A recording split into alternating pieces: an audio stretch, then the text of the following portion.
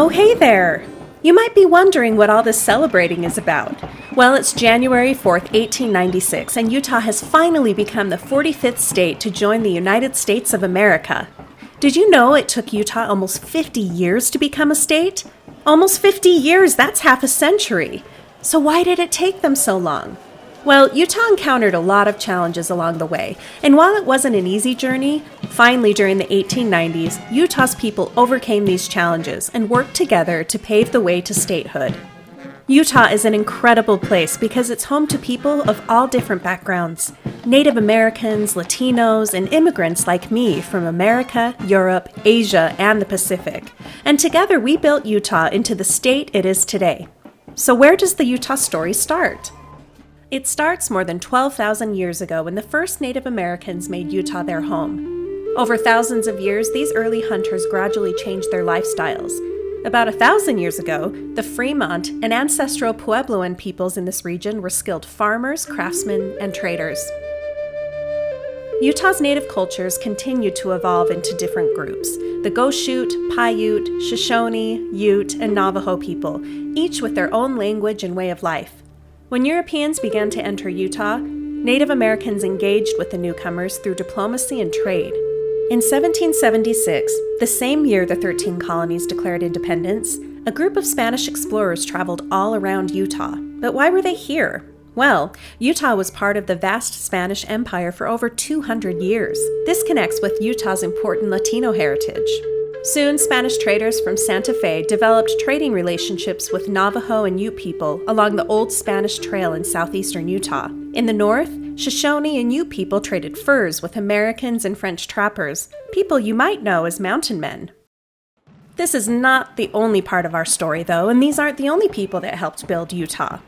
During the 1800s, things really changed for Utah as immigrants from all over the world came to this place. In 1847, a new group of immigrants began to settle in the Salt Lake Valley. If you know about Utah, you might have heard of this group. These immigrants were the members of the Church of Jesus Christ of Latter-day Saints, sometimes called by their nickname, Mormons. They were looking for a place to live where they could escape persecution or the people who were bullying them. Brigham Young led this group to settle outside the United States. Believe it or not, at the time, Utah was part of Mexico.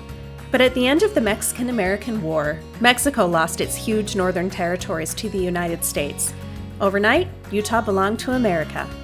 Before 1870, most immigrants came by wagon or stagecoach, but after 1869, the Transcontinental Railroad carried thousands of new immigrants, businesses, and industries to Utah. As decades passed, immigrants from all over the world transformed Utah. Coming from Europe, Asia, and North America, they worked, opened businesses, and built communities here. Latinos, Chinese, and Japanese immigrants worked in railroad and mining towns. Irish immigrants worked in Utah's mining country. Italians settled Salt Lake City's west side in what became known as Little Italy. And thousands of Mormon converts came from Britain, Scandinavia, and Northern Europe. All this immigration created huge challenges for Utah's Native American communities. When immigrants built new settlements, they claimed vital natural resources such as water and farmland. This threatened native food systems, leading to a time of great change, suffering, and adaptation. But Utah's native people persisted and learned new ways to survive. This is where our story starts to get a little bit more complicated. Remember how I said it took almost 50 years for Utah to become a state? Well, 48 to be exact, and 6 failed attempts. Let's take a closer look because it really did require the diverse people of Utah to work together and overcome their differences to achieve this larger goal of statehood. Early Mormon leaders hoped to create a state this big, but in 1850 their first attempt totally failed. In part because of national politics surrounding slavery in the West, Congress would not admit the state of Deseret. Historian Paul Reeve explains what this meant for Utah. So Utah is rejected in its application for statehood, but admitted as a territory. As a territory, you don't get to vote for President of the United States. You don't get to vote for who is your governor or who are your judges. Those are all appointed by the President of the United States and confirmed by the U.S. Senate. 5 more statehood attempts failed as well. The key issues preventing statehood centered on Mormon cultural practices that seemed un-American to many non-Mormons. The statehood debates made it clear that those in Utah, according to those in Congress, were not American. They weren't true Americans because they were doing things that were deemed un-American. They were engaged in polygamy, and there was an overlap between party politics and religious faith. And as long as Congress looked in on Utah and saw those two things in operation, they continually rejected Utah's applications for statehood.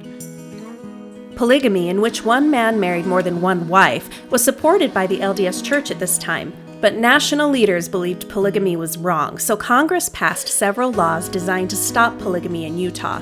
When these laws limited Mormons' religious practices, Church President Wilford Woodruff issued a manifesto that reversed the church's policy on polygamy. Historian Jean Bickmore White explains.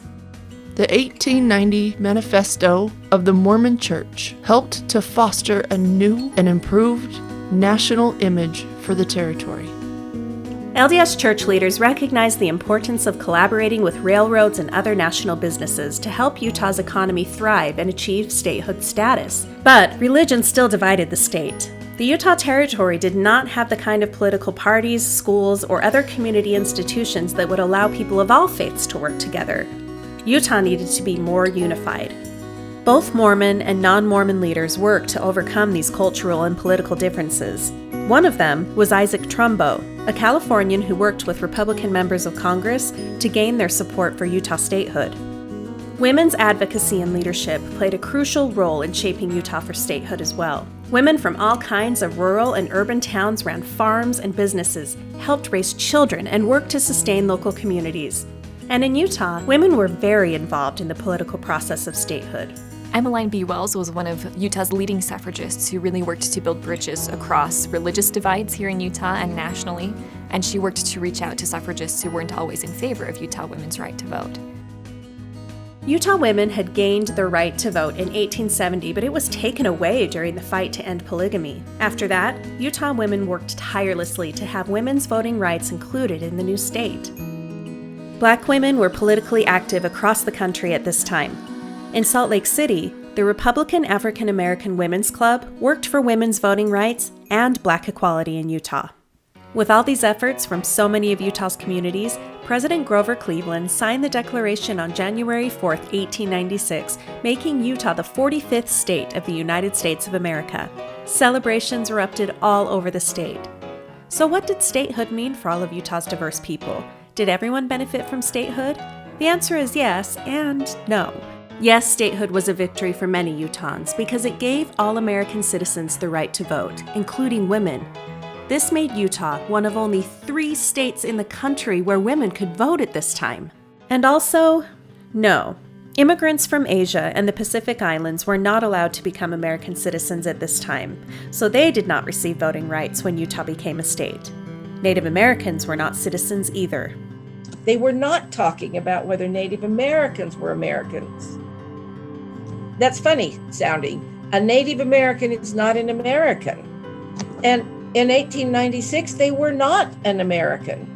They were not citizens, remember? But mostly, they didn't talk about Utah's indigenous people. They were pretty much invisible.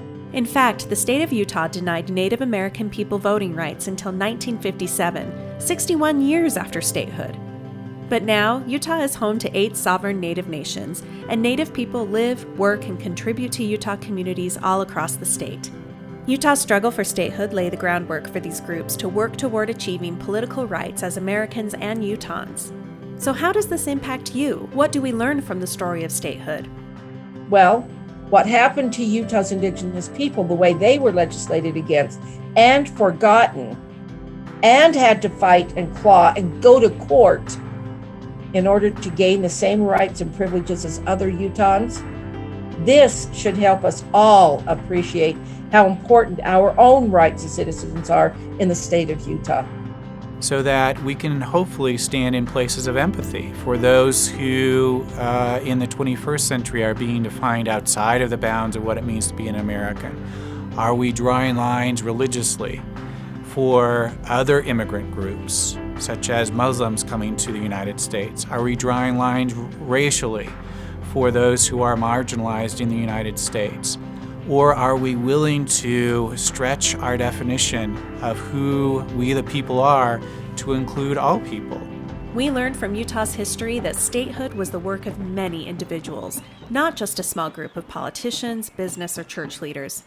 People from all over the world came together here and built Utah through their work, families, and communities. In the process, they learned that they had to look beyond their differences to build a more fair, just, and inclusive state. This did not end in 1896. It continues to this day. You can honor those who first built Utah by sharing your voice and by listening to those who may not be heard.